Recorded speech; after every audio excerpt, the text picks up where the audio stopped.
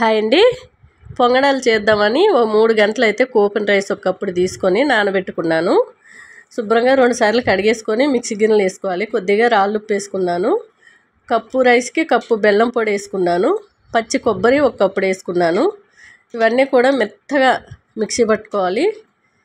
ఇలాచీ powder వేసుకున్నాను.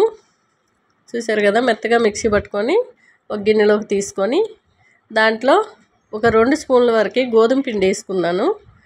వేసుకోకుండా నడుస్తుందండి, అలా కూడా మీరు వేసుకోవచ్చు. పొంగడాలు చాలా బాగా వస్తాయి. గోధుమ పిండి, కొద్దిగా నువ్వులు, 1 స్పూన్ వరకు నువ్వులు వేసుకున్నాను. వంట సోడా కొద్దిగా వేసుకున్నాను. ఇలా ఏదైనా గరిటైనా మీరు తీసుకోండి, లేదంటే ఇలా గ్లాస్ అయినా తీసుకోండి.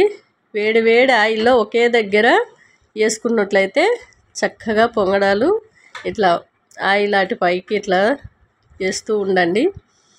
చక్కగా 2 వైపులు బాగా ఏగే వరకు కూడా ఉండాలి. పచ్చి పచ్చిగా లోపట ఉండేటట్టు తీసేయకూడదు. వెంటనే తీయకుండా చక్కగా వేపుకోవాలి. చూసారు కదా, చాలా టేస్ట్గా ఉందండి. పిల్లలైనా పెద్దలైనా చాలా ఇష్టంగా తింటారు. చాలా ఈజీగా సింపుల్గా ఒక డబ్బా నిండా చేసి పెట్టేశారనుకోండి, బయటైనా నెల పైనే ఉంటాయండి. ఇక ఫ్రిడ్జ్లో పెడితే 6 నెలల వరకు ఉంటాయి. కానీ టేస్ట్ అయితే మామూలుగా లేదండి. ఇక తింటుంటే ఒక్క మనిషే తినేయచ్చు ఇవన్నీ కూడా, అంత టేస్ట్గా అయితే ఉన్నాయి. ఒకసారి మీరు ట్రై చేస్తే మీకే అర్థమవుద్ది. మా ఇంట్లో ఎక్కువగా స్వీట్లే పోతాయండి. అట్లా అంత నాకు స్వీట్ అంత పోదు, కానీ కారమే తింటాను. మా ఆయన, మా పిల్లలు అందరూ కూడా ఇగో స్వీట్ అయితే చాలా టేస్ట్గా వచ్చింది. ఒకసారి ట్రై చేయండి. బాయ్ అండి.